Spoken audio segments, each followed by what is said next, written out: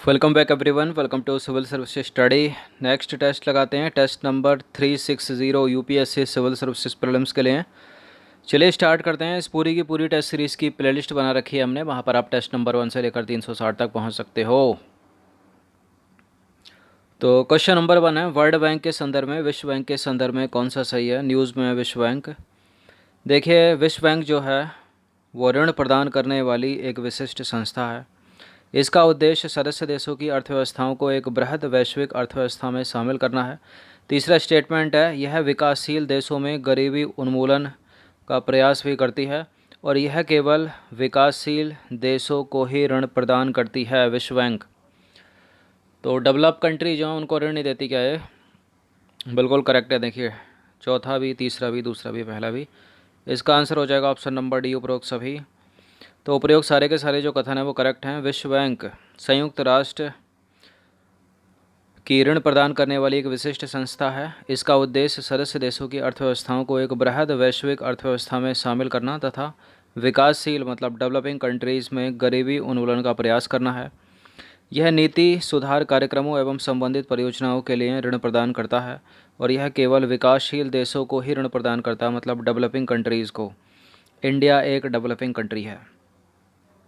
Question number 2 है, निम्नलिखित में से कौन से भौगोलिक सूचना तंत्र के अनुप्रयोग हैं। आपदा प्रबंधन, नगरीय नियोजन, जल प्रबंधन, वन प्रबंधन और परिवहन प्रबंधन।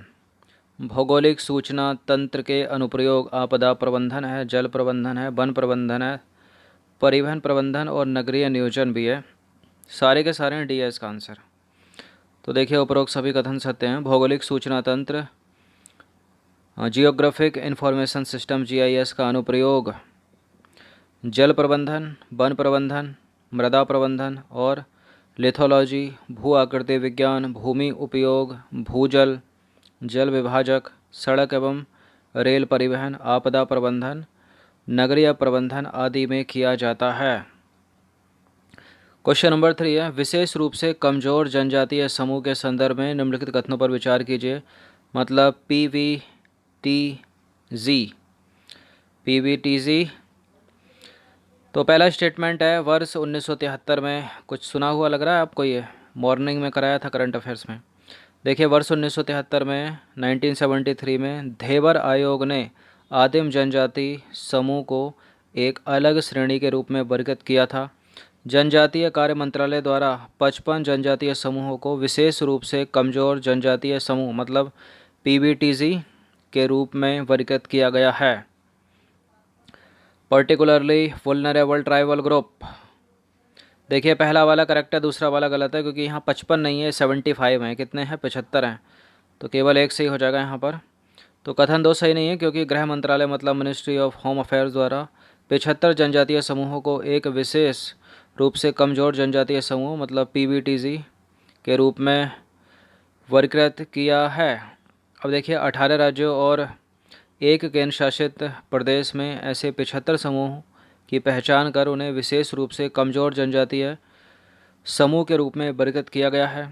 पीबीटीजीएस की कुछ बुनियादी विशेषताएं निम्नलिखित हैं, जैसे इनमें अधिकतर समरूपता पाई जाती है, इनका शारीरिक कद अपेक्षाकृत अलग होता है और इनकी कोई लिखित भाषा नहीं होती।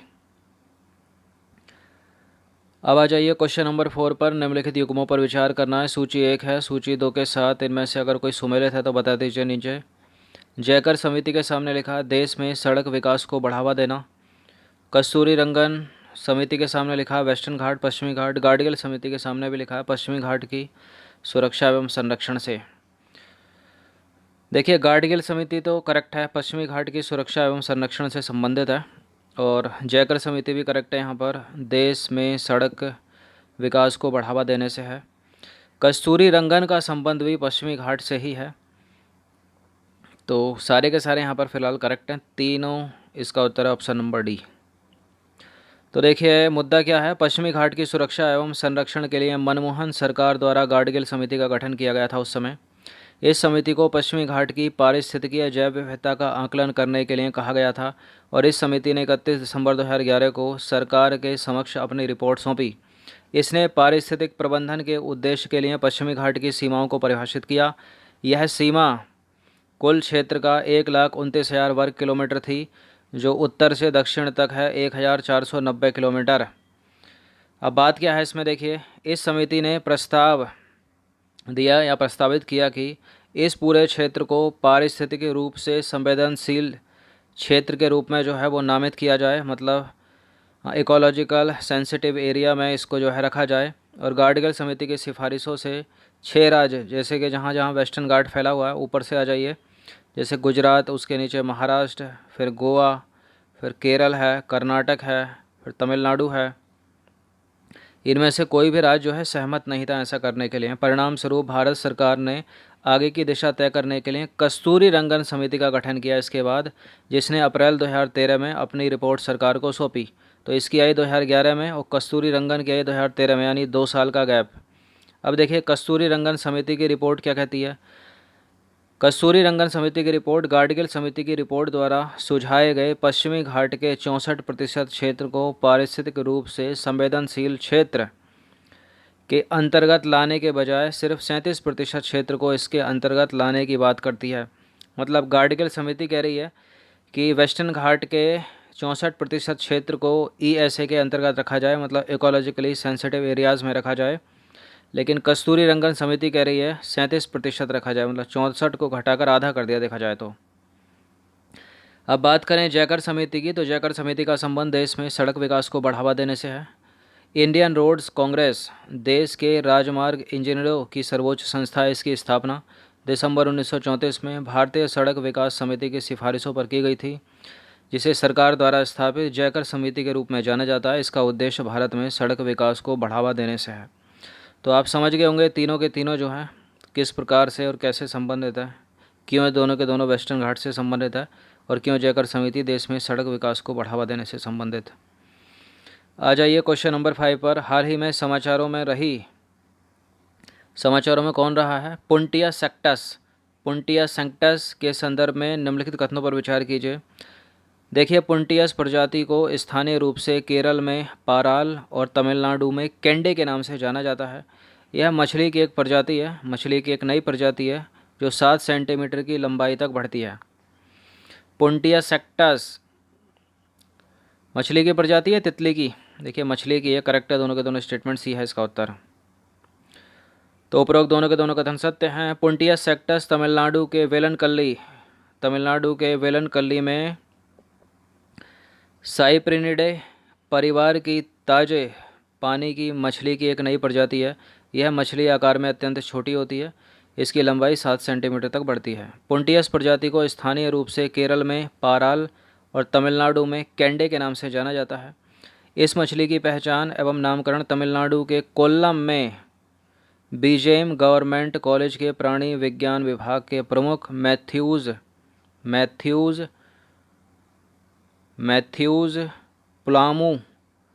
प्लामुइत्तल, बड़ा ही क्लिष्ट नाम है ये, मैथ्यूज प्लामुइत्तल के द्वारा जो है वो किया गया है। तो आपको याद रखना है कि है क्या? पुंटिया सेक्टस एक मछली की प्रजाति है जो आकार में काफ़ी छोटी होती है और लंबाई में 7 सेंटीमीटर तक बढ़ती है। इस तरह के प्रश्न उठपटांग लेकिन यूपीएससी पूछ लेती है। चलिए अगला देखते हैं। अब आ जाइए क्वेश्चन नंबर 6 पर। निम्नलिखित कथनों पर विचार कीजिए। नासा द्वारा 2025 में लॉन्च किए जाने वाले अपनी अगली पीढ़ी के स्पेस टेलीस्कोप का नाम बदलकर नैन्सी ग्रेस रोमन के सम्मान में वाइड फील्ड इंफ्रारेड सर्वे टेलीस्कोप WFIRST रखने की घोषणा की है। नैन्सी ग्रेस रोमन अमेरिकी अंतरिक्ष एजेंसी की पहली मुख्य खगोल वैज्ञानिक थी जिन्होंने व्यापक ब्रह्मांड पर केंद्रित अंतरिक्ष दूरबीनों का मार्ग प्रशस्त किया। बिल्कुल किया, करेक्ट है। 2025 में जाएगा नासा का टेलीस्कोप, जिसका नाम जो है नैन्सी ग्रेस के सम्मान में उन्होंने चेंज किया है, W रख दिया है। यही है नैन्सी ग्रेस। तो उपरोक्त दोनों के दोनों कथन सत्य हैं। नैन्सी ग्रेस रोमन अमेरिकी अंतरिक्ष एजेंसी की पहली मुख्य खगोल वैज्ञानिक थी जिन्होंने व्यापक ब्रह्मांड पर केंद्रित अंतरिक्ष दूरबीनों का मार्ग प्रशस्त किया। वर्ष 2018 में उनकी मृत्यु के बाद वह अपने पीछे वैज्ञानिक समुदाय के लिए महत्वपूर्ण विरासत छोड़ गईं। इसलिए न्यूज़ में है ये वाला प्रश्न। 7वां प्रश्न है, हाल ही में चक्रवात अम्फान ने पश्चिम बंगाल और उड़ीसा को प्रभावित किया, जिसे देखते हुए भारत सरकार ने इन दोनों राज्यों के लिए राहत पैकेज की घोषणा की है। इस धनराशि के संदर्भ में कौन सा सही है? तो राहत पैकेज कैसा है ये? दोनों राज्यों को क्या 1,000 करोड़ मिले हैं, या फिर दोनों राज्यों को 500 करोड़ मिले हैं? पश्चिम बंगाल को 1,000 करोड़, उड़ीसा को 500 करोड़, या फिर पश्चिम बंगाल को 500 करोड़, उड़ीसा को 1,000 करोड़? इसका सही उत्तर है पश्चिम बंगाल के लिए जो राहत पैकेज है 1,000 करोड़ का है, और उड़ीसा के लिए 500 करोड़ का। तो भारत सरकार द्वारा चक्रवात अम्फान से प्रभावित हुए पश्चिम बंगाल और उड़ीसा के पुनर्वास पैकेज की घोषणा की गई है हाल ही में। इस पैकेज के तहत दोनों राज्यों में चक्रवात से हुए नुकसान को देखते हुए तत्काल राहत गतिविधियों के लिए पश्चिम बंगाल के लिए 1,000 करोड़ रुपए की वित्तीय सहायता और उड़ीसा राज्य के लिए 500 करोड़ रुपए की वित्तीय सहायता की घोषणा की गई है। साथ ही केंद्र सरकार ने चक्रवात से प्रभावित क्षेत्रों में बुनियादी ढांचे की बहाली और पुनर्निर्माण के लिए संभावित सहायता का आश्वासन भी दिया है। चक्रवात अम्फान हाल ही में न्यूज़ में था, और चक्रवात से बनने के लिए कौन कौन सी स्थिति या कारक की आवश्यकता होती है, ये प्रश्न भी इम्पोर्टेंट है, करा चुके हैं। क्वेश्चन नंबर 8 पर आ जाइए। हुनर हाट के संदर्भ में कौन सा एक असत्य है? हुनर हाट पिछले 20 दिनों से न्यूज़ में है। देखिए, हुनर हाट 2020 की थीम है लोकल से ग्लोबल तक। यह मंच देश के विभिन्न हिस्सों के दस्तकारों और शिल्पकारों के लिए अपनी कला शिल्प का प्रदर्शन करने का एक महत्वपूर्ण मंच बन गया है। हुनर हाट देश के दूर दराज के दस्तकारों, शिल्पकारों, कारीगरों और हुनर के उस्तादों को मौका बाजार उपलब्ध कराने वाला स्वदेशी हस्तनिर्मित उत्पादनों का प्रमाणिक ब्रांड बन गया है। यह संस्कृति मंत्रालय का एक प्रमुख कार्यक्रम है। कौन सा इनमें से एक तो गलत है पक्का? देखिए, पहला करेक्ट है, दूसरा करेक्ट है, तीसरा करेक्ट है, लेकिन डी गलत है, क्योंकि ये संस्कृति मंत्रालय का नहीं है, अल्पसंख्यक कार्य मंत्रालय का है कार्यक्रम ये हुनर हाट।